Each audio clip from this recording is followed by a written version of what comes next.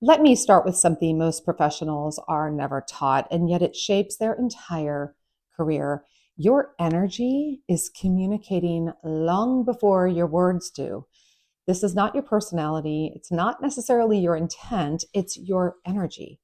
And I've worked with leaders who have had the right experience, strong performance, undeniable impact, and still couldn't move forward. And I've watched others accelerate quickly, sometimes seemingly effortlessly. And the difference was not their skill, it was how they were experienced by others. And so today I want to talk about why your energy is one of the most critical and misunderstood factors in how you're perceived, trusted, and ultimately promoted. And I want to show you how learning to choose your energy, especially when life is hard, becomes a true leadership superpower. So, what do we actually mean by energy? I want to get very clear and very grounded and very practical. When I talk about energy, I'm not talking about being bubbly. I'm not talking about being upbeat or alternatively being quiet or introverted or even extroverted. That's not energy. The energy I'm talking about is your pace, your focus, your emotional containment, your reactivity versus regulation, what it feels like to be in the room with you. Every interaction leaves a residue. People walk away asking, often unconsciously, do I feel calmer or scattered? Do I feel clearer or more overwhelmed after being around them? Do I trust this person with complexity?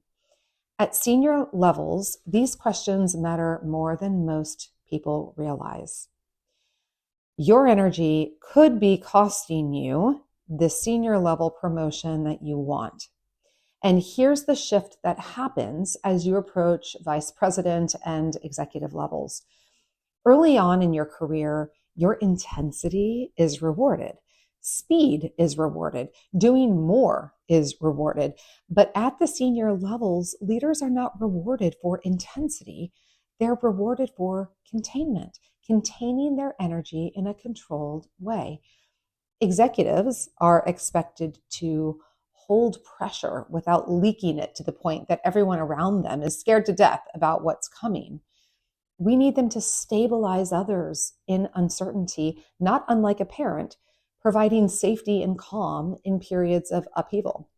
We need executive leaders to absorb chaos and return clarity to those around them. And if this sounds like a tall order, it actually is. If your energy feels rushed and scattered or frenetic, even when your thinking is strong, it registers to decision makers as risk, not because you're wrong, but because leadership is about how you manage your own energy under pressure. Let me share a client story that illustrates this perfectly. She was an exceptional top producer, highly respected, consistently delivering results. On paper, she was the obvious promotion candidate, but the feedback kept coming back vague. You're doing great, just you're not quite ready yet. Or we need to see more leadership presence. Or you're really strong, just something isn't quite landing. When she and I looked closely, the issue was obviously not her competence, it was her energetic pattern. So in meetings, she observed that she was moving quickly from idea to idea. She was anticipating questions before they were asked. She was over answering to be helpful. She filled the silence with more words and more information.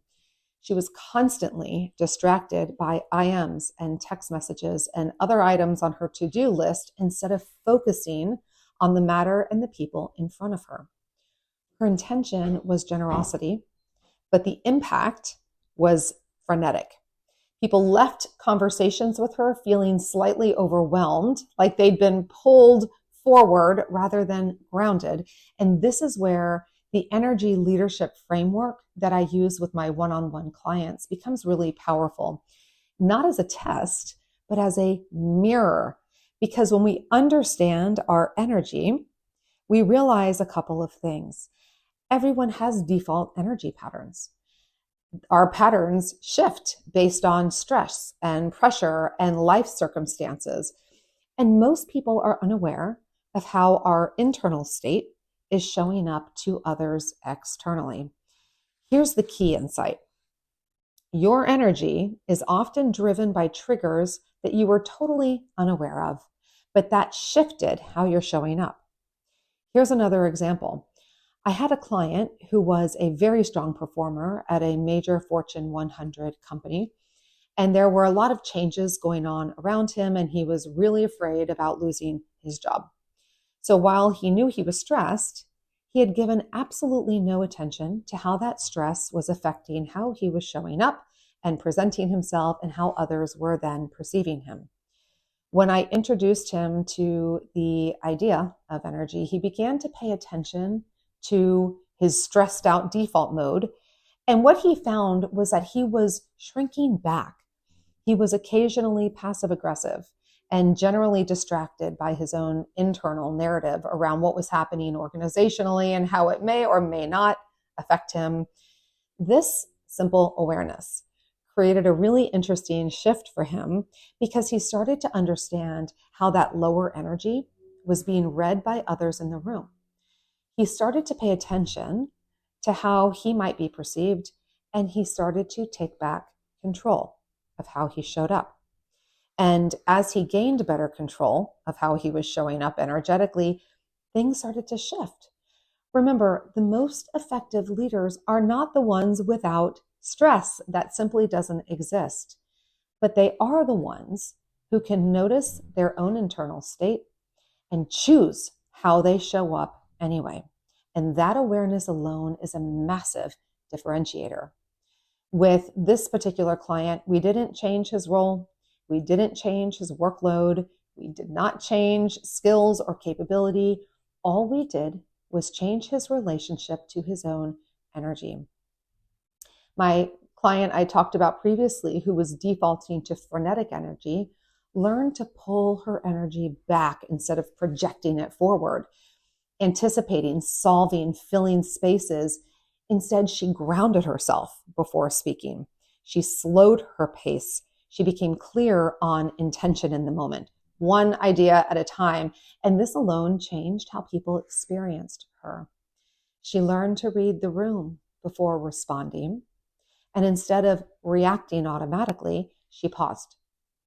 And she asked herself, what does this room need right now? Clarity, direction, reassurance. Not every moment requires more thinking or more talking. Many require steadiness. And she learned to stop the energetic mirroring. That was critical. A lot of high performers unconsciously match the energy of the senior leaders around them.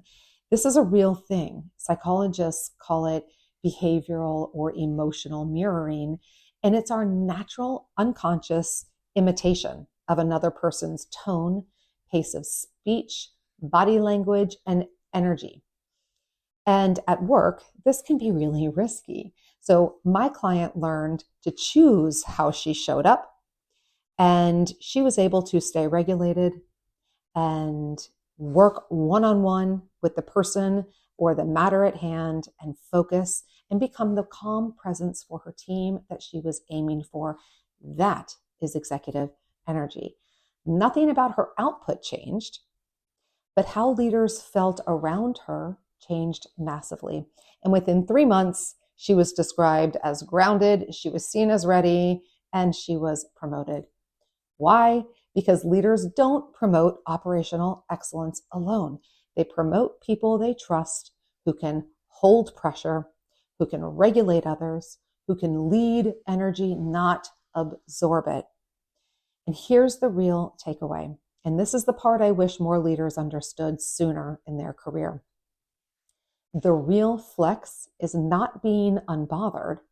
The real flex is choice. Noticing, I'm activated right now. I'm scattered.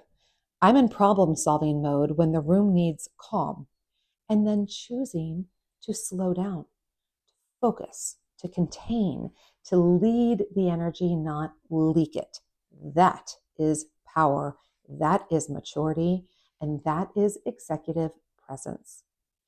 If you have ever felt like I'm doing everything right, but something still isn't clicking, this might be the missing piece. Leadership is not loud, it's steady. And when you master your energy, you don't just change how you feel, you change how you're perceived, and that changes everything. If this resonated, like the video and subscribe and share it with somebody whose results are strong, but whose presence might be working against them.